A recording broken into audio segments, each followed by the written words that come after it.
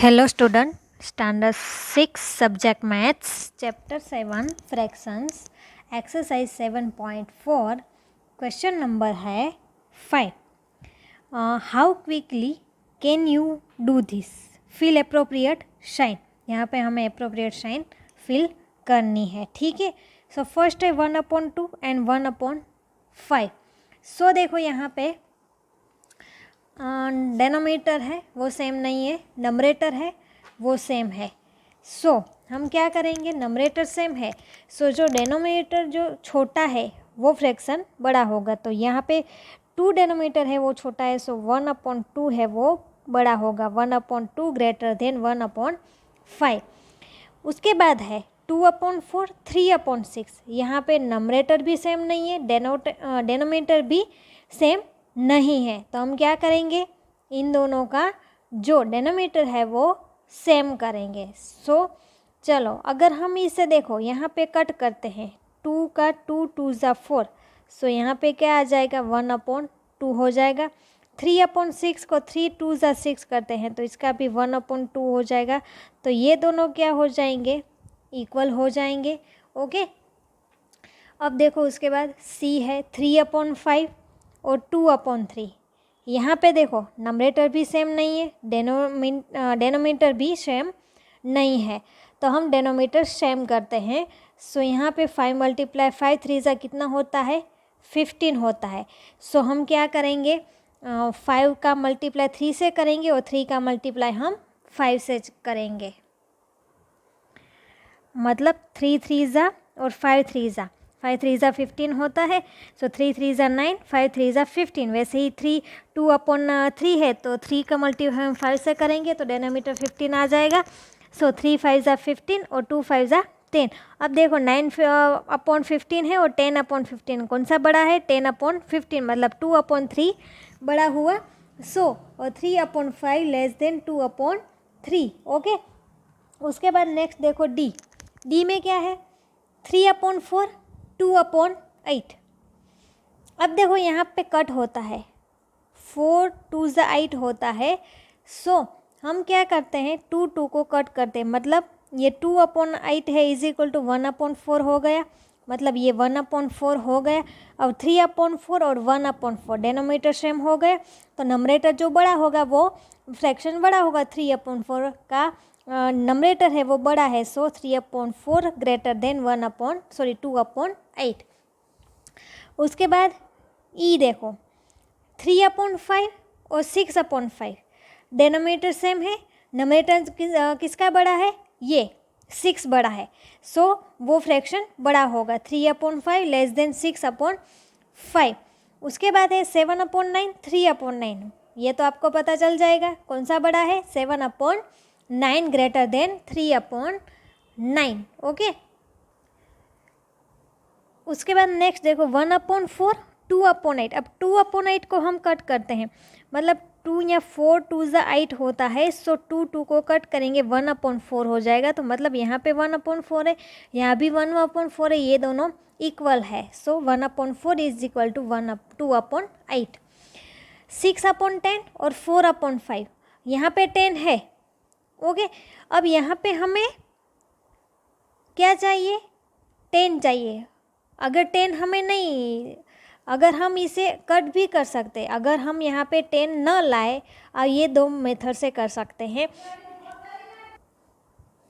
6/10 है, 3 2 ज़ा 6 होता है, 5 2 ज़ा 10 होता है, 2 2 कट हो जाएगा तो 3/5 आ जाएगा. और यहाँ पे 4/5, दोनों का 5 5 डेनोमीटर है तो नंबरेटर किसका बड़ा है, 4. तो यहाँ पे वो फ्रैक्शन बड़ा होगा. 6/10 लेस देन 4/5. देन है 3/4 और 7/8. यहाँ पे 8 है, यहाँ पे 8 नहीं है तो हम इसका मल्टीप्लाई 2 से अगर करें तो 8 आ सकता है. और हम 4 8 ज़ा 32 होता है. अगर हम 32 दोनों के डेनोमीटर सेम करें 32 लेके तो भी हम कर सकते हैं. ओके, अब देखो यहाँ पे 4 है तो 4 मल्टीप्लाइड करेंगे तो 32 आ जाएगा. तो 3 × 24, 4 × 32. वैसे ही 8 है तो 8 4 ज़ा 32 होगा तो 7 × 4 28 और 8 4 ज़ा 32। अब 24/32 है और 28/32 है, तो कौन सा बड़ा हुआ? 28/32, मतलब 7/8 है, वो फ्रैक्शन बड़ा हुआ। 3/4 लेस देन 7/8। ओके, उसके बाद है 6/10 और 4/5। अब हम इसे कट करें। 3 2 होता है 6, 5 2 होता है 10, 2 2 का कट कर दे। 3/5 4/5, तो क्या आ जाएगा ये? तो यहाँ पे क्या आ गया? 3/5 और यहाँ पे 4/5। नंबरेटर किसका बड़ा है? 4/5 का। सो 6/10 लेस देन 4/5, ये ही क्वेश्चन ये रहा है। उसके बाद है के 5/7 15/21। अब देखो 15/21 को हम कट करें। 5 3 15 होता है और 7 3 21 होता है। 3 3 को कट कर दे तो क्या बचता है हमारे पास? 5/7। और 5/7 और यहाँ भी ये क्या आ गया? 5/7। तो ये दोनों इक्वल हो गए, तो किसके साइन आएगी? इज इक्वल टू की। Okay, next question 6। The following fractions represent just 3 different numbers, separate them into 3 groups of equivalent fractions by changing each one two it's simplest form. हमें इसे जिसको सिंपलेस्ट फॉर्म में हम convert कर सकते हैं उसको हमें कन्वर्ट करना है और 3 3 के ग्रुप बनाने हैं इक्विवेलेंट फ्रैक्शन के। ओके, सो चलो, फर्स्ट है 2/12। इसे हम 2 से डिवाइड करते हैं, सो हमें सिंपलेस्ट फॉर्म मिल जाएगा। मतलब 2 6 12, मतलब क्या आ गया? 1/6 आ गया। उसके बाद है 3/15, तो 3 5 15 होता है, सो 1/15 आ गया, मतलब हमने 3 से डिवाइड किया।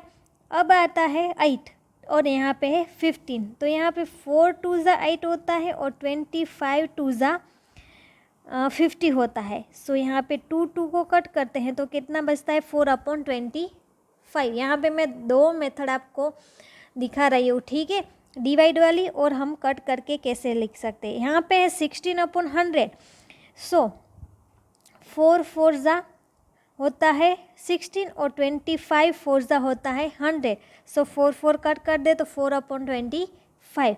उसके बाद है 10/6, तो 0 0 कट कर दो, क्या बचता है? 1/6। वैसे ही 15/75, तो 15 5 आपको पता है कितना होता है? 75। 15 5 75 होता है, सो 1/5।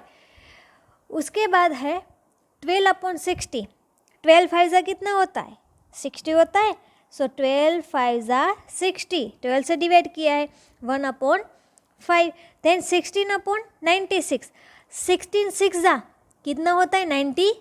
16 6 मतलब 16 6 16 कट हो जाता है, 16 6 96, तो क्या बचता है? 6, 1/6। 12/75, 12/75, तो यहाँ पे हम 3 से कट किया है, 4 3 और 25 3 75 होता है, 3 3 कट हो गया, तो से 4/25।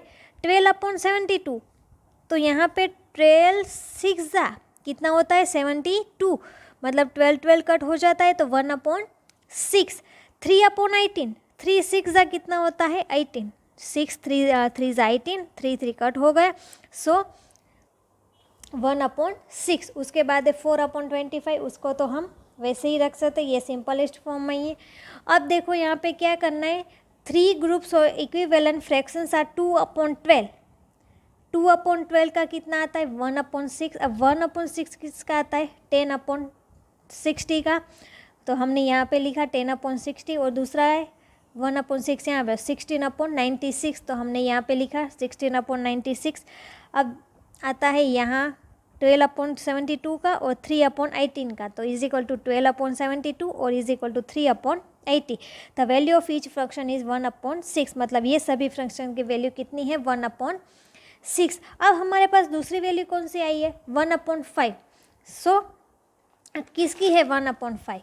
तो यहाँ पे देखो 3/15 की है 1/5, 1/5 15/75 की है 1/5, और 12/60 है की है 1/5। देखो 3/15 is equal to 15/75 is equal to 12/60। The value of each fraction is 1/5। ये सभी की वैल्यू 1/5 है। अब है हमारे पास दूसरी वैल्यू 4/25। 4/25 किसकी है? 8/50 की, देन है 16/100 की, देन है 12/75 की, और देन है 4/25। सो लिखो 8/50 is equal to 16/100 is equal to 12/75 is equal to 425. The value of each function is 4/25. Okay, so today your homework is workbook question number 15. Workbook question number 15. Okay, thank you.